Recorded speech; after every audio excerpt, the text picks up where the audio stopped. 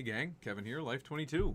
Back for what I hope to be the final informational video on the upcoming 2021 elections for our local races. The aldermen, we've just reviewed them all, and now we're on the mayoral race. So I read a fish wrap from September 21st, and now I just banged out the one from the 27th? Wednesday. Yeah, this past Wednesdays.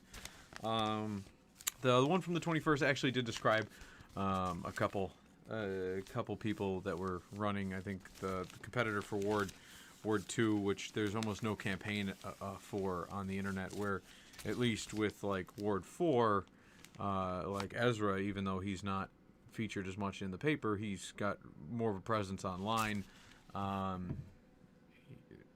Things like that.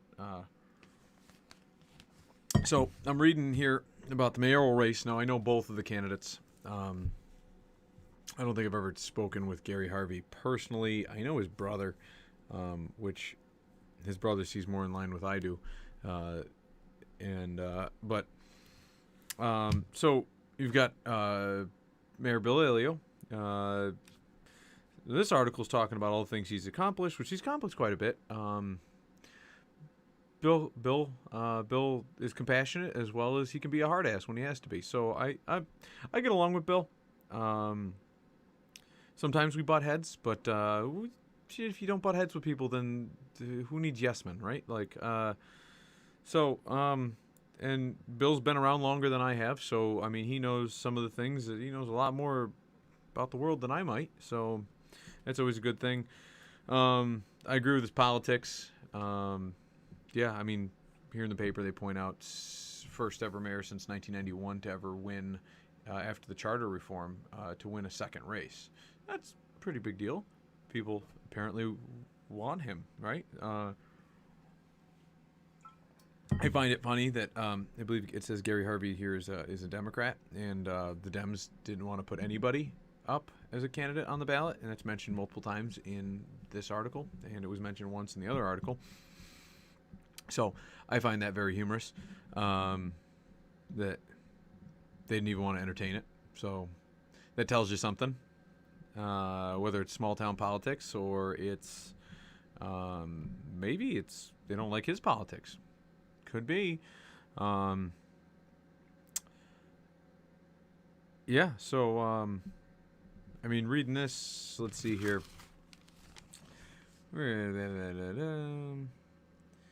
So a lot of, they both talk about jobs, like they want job creation, and I don't think you're gonna get, like I said in the previous videos, it's not the job of the mayor and the city alderman to create jobs, to go out there and like reel in big manufacturers. It's very hard for them to do it anyways. Like, who they're gonna listen to some like pissant mayor or alderman from some small town, like, oh, am I moving to your area? Oh, you don't even have the right to reduce the taxes for me? Give me any incentives? Oh, we could give you new sidewalks in front of your building. Like, I mean, they really don't have that. Like, well, you have the support of the community. Well, what does that mean? That means we can tell the community to support you. Like, they're not doing things that businesses are looking at bottom lines, not just job creation. Like, because they don't care about job creations. If they can get their entire bottom line handled with one person, they're not going to hire 100.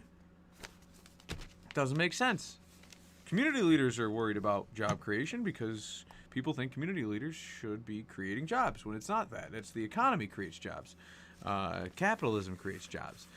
Restrictive governments hinder jobs. They remove jobs. They do all sorts of stuff to infringe on creation of jobs. So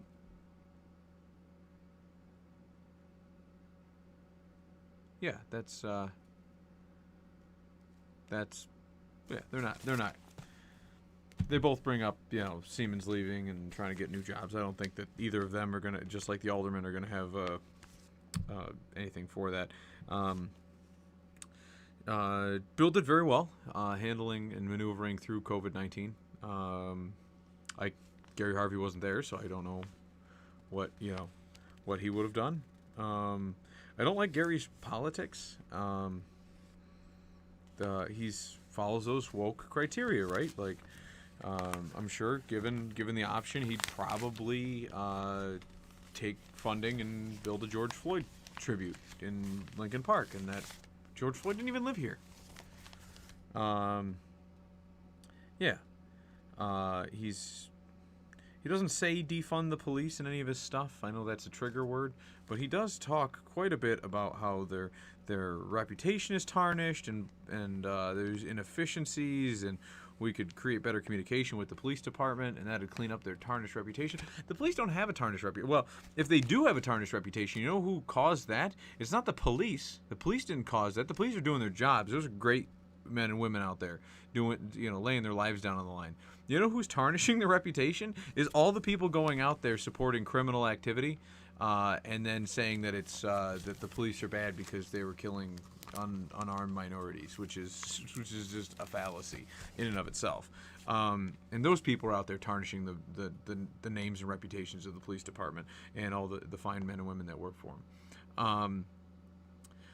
He also wants to cut the inefficiencies from the government. I'm sure we sent requests out to everybody to be on the show and get their take one-on-one. Ezra was the only one to say yes, and then his schedule made him unavailable, and then it was like pulling teeth to get Jason Panis to say he was going to come on, and then his schedule fell in the way. Same with Nick Peterson, and the mayor gracefully declined. And then nobody else replied to the emails. Except for Linda Edstrom. She did reply, and then communication fell off. So, that's why you don't have anybody on the show right now with us talk about these issues. But I'm sure if Bill were on the show, he could tell you, you got to cut the inefficiencies from government. I'm pretty sure, like, government works the way it does, first off, because of the confines of man runs it, right? Like, humans run the government. We've created the government. We have an archetype that is government, and our hands are tied from the feds down to the state, down to the local government. So if you can cut the inefficiencies out that aren't government regulated from a higher power, good on you. But I doubt it. And Bill can attest, I'm sure, to how he actually does pretty well amongst what he has to. What he can deal with these issues. So, yeah, you're not going to cut out inefficiencies. I think we miss opportunities. He compliments Bill and says he's accomplished a lot in 8 years of office. There's a lot that's been faced with challenges and able to be overcome. Okay. He was critical of department heads, bringing proposals to the council and presenting them as done deals. Well, a lot of them are done deals because you approved them. Hey, let's apply for a grant. Hey, we got the grant. Would you like to go forward with it? Yes or no? There's a lot of times you can kibosh these things middle of the road. So I just think. I think it comes from him not being there. I mean, I know he's on the Diversity and Inclusion Committee, and that's where I got to know his politics. I don't care for him. Bill seems to be doing a great job. So if you're to ask Kevin's take, vote no on Proposition Harvey and vote yes on Mayor Bill Elio. So I mean, I guess that the video ain't going as long as I thought it was going to, but yeah, folks, that's Kevin's take. Yeah, I mean, if you want woke agenda and George Floyd statues in Olean, New York, where it has no relevance, then vote for Gary Harvey. If you want common sense, you want conservative values, you want for the people, I'd vote for Bill Elio. So, and I'm Kevin Doherty, and I support this message. All right, gang, we will see you here on the next take of Life22. So don't forget to like, subscribe, and send your beautiful hate mail over. And don't forget to vote. Voting is very important. It is your constitutional duty to vote. So go out there, vote. It's this coming Tuesday, November 2nd, from 6 a.m. until 9 p.m. Get to the polls and make a difference. Thanks, guys. See you next time.